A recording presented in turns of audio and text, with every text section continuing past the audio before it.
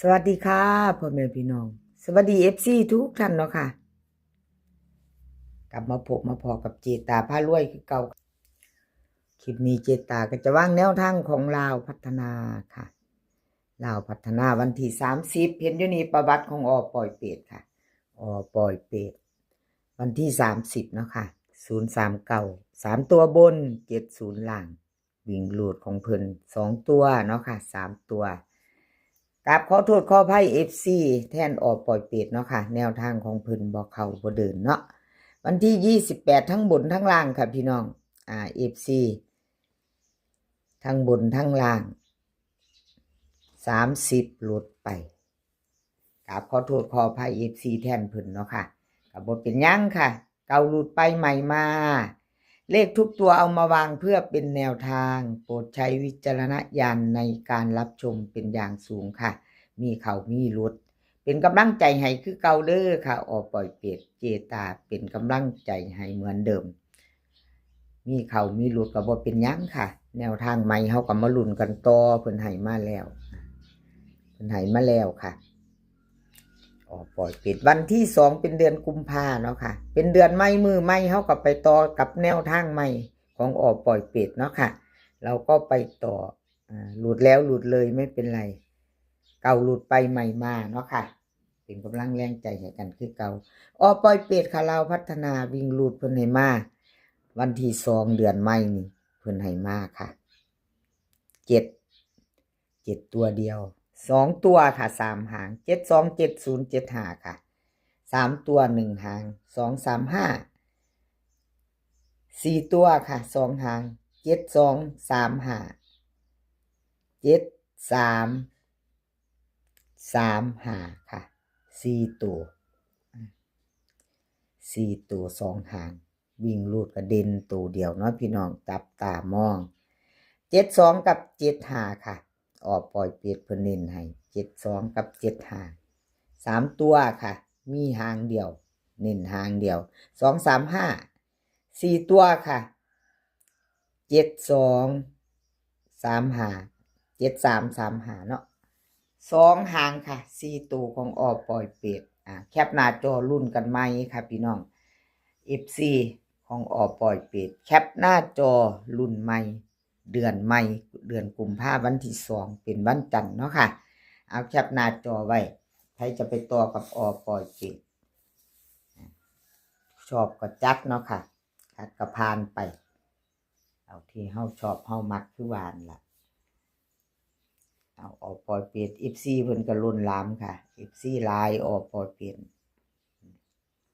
มาไปต่อกันกับเพิ่นไปใหม่ไปต่อ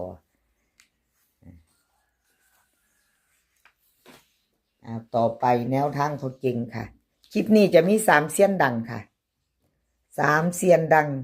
ปล่อยเป็ดแนวทางพ่อเก่งแล้วก็เลขรับน้ำส้มค่ะเลขรับน้ำส้ม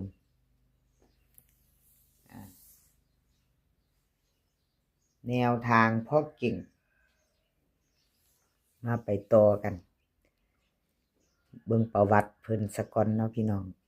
ประวัติของแนวทางพ่อเก่งวันที่30ที่ผ่านมา039 3ตัวบนค่ะ70ล่าง70เข้าไปเด้อค่ะกอดข้อกันมาจับมือกันเดินแต่จับคู่บ่เข้านะพี่น้องอยู่คนละหม่องเบิ่งเนี่ยอยู่คนละที่เนาะ70อยู่นี่7อยู่นี่เอาบ่เป็นหยังค่ะอารุดไป FC 2ตัวบ่เข้าบ่เดินเนาะของแนวทางพอจริงวิ่งลูดเข้าไปถึง2ตัวให้เบิ่ง2งวดที่28เพิ่นก็ลูดไปค่ะลูดแล้วลูดเลยบ่เป็นหยังเนาะเจตาเป็นกำลังใจให้กับพี่น้องแนวทางก็เป็นแบบนี้เนาะมีเขามีรุดไม่มีอะไรแน่นอนเนาะค่ะแนวทางเขาเก่งลาวพัฒนาแนวทางใหม่ของเพิ่นค่ะ FC มาตามกันต่อเดือนกุมภาพันธ์วันที่2เนาะตามกันต่อไปใหม่วันจันทร์ค่ะแนวทางเพราะเก่งวิ่งลูดให้มา8กับ2ค่ะ2ตัว4หาง2ตัว4หาง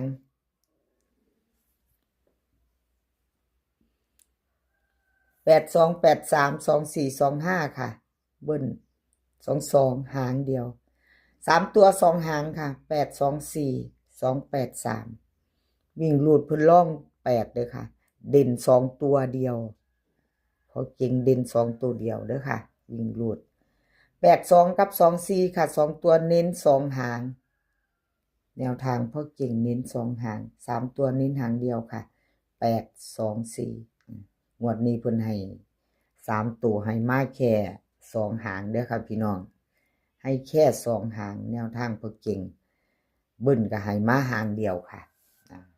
บ่ถึงกับหลายเนาะให้มา2หาง3ตัวเบิ้นหางเดียวใครจะต่อกับเพิ่นก็เตรียมแคปหน้าจอค่ะกับขอบบุญขอบคุณพ่อเก่งหลายๆค่ะที่ให้แนวทางมาบ้างทางช่องของเจตาเนาะครับขอบพระคุณเป็นอย่างสูงค่ะสำหรับแนวทาง FC ใหม่ถ้าเพิ่งผ่านเขามาเห็นเด้อค่ะพี่น้องเพิ่นเขามาเห็นเป็นครั้งแรกเนาะค่ะถ้าชอบแนวทางนี้แล้วก็คลิปแนวทางลาวพัฒนาในช่องของเจตาพารวยยังบ่ทันกดติดตามก็ฝากกดติดตามไว้ค่ะแล้วก็อย่าลืมกดกระดิ่งแจ้งเตือนไว้กดกระดิ่งแจ้งเตือนจะบ่ได้พลาดคลิปใหม่ๆของเจตาเวลาลงปุ๊บเห็นปั๊บเนาะค่ะกระดิ่งแจ้งเตือนอย่าลืมถ้าชอบเนาะพี่น้อง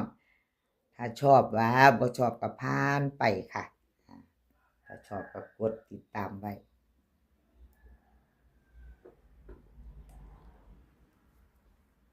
แนวทางพ่อเก่ง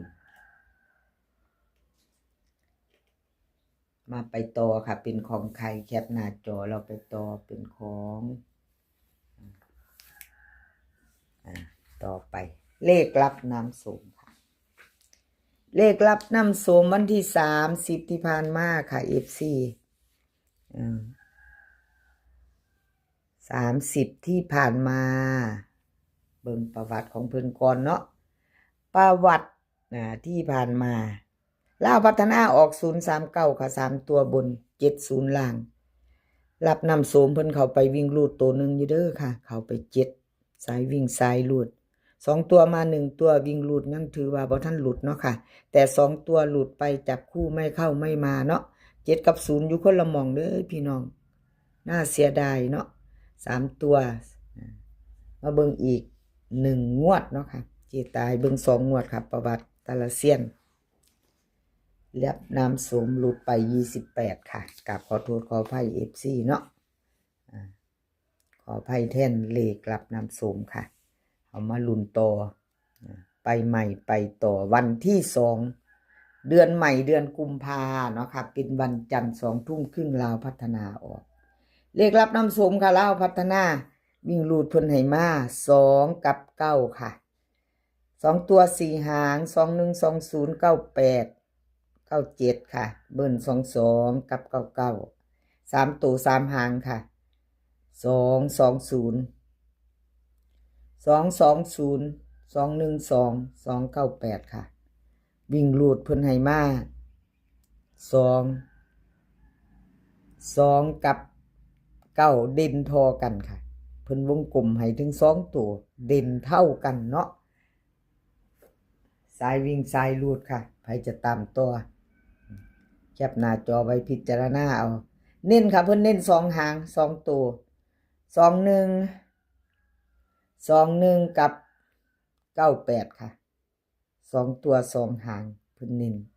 3ตัวค่ะ3หางเพิ่นก็เน้นหางเดียวเอางามบ่พี่น้องนี่212งามคือเจตาว่าบ่รับนำส้ม212ไหม เอาที่เขาชอบแล้วเนาะพี่น้องเนาะแคปหน้าจอไว้ใครจะไปลุ้นต่อเดือนกุมภาพันธ์กับเพิ่นวันที่2เลขรับน้ำส้มค่ะกับขอบคุญขอบคุณหลายๆที่ให้แนวทางมาวางทางช่องของเจตาเนาะแล้วก็ขอขอบคุญขอบคุณ FC บ่ว่าจะเป็นคนใหม่คนเก่าเนาะค่ะที่เข้ามาติดตามรับชมรับฟังมากดไลค์กดแชร์มาคอมเมนต์ในเจตา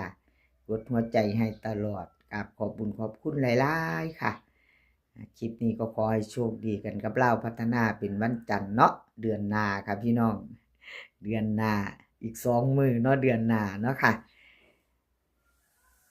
ขอให้พี่น้องมีความสุขขอให้สุขภาพร่างกายแข็งแรงกันทุกคนค่ะสุขภาพย่อมมาก่อนเสมอเนาะพี่น้อง2 มื้อหนาว3 มื้อร้อนเนาะดูแลสุขภาพกันให้ดีเนาะอากาศเปลี่ยนแปลงดูเนาะพี่น้องดูแลสุขภาพเนาะค่ะเดินทางไปไสก็ขอให้ปลอดภัยเดินทางไปขอให้มีโชคกลับมาก็ขอให้มีชัยค่ะคลิปหน้าพบกันใหม่คลิปนี้ก็สวัสดีค่ะ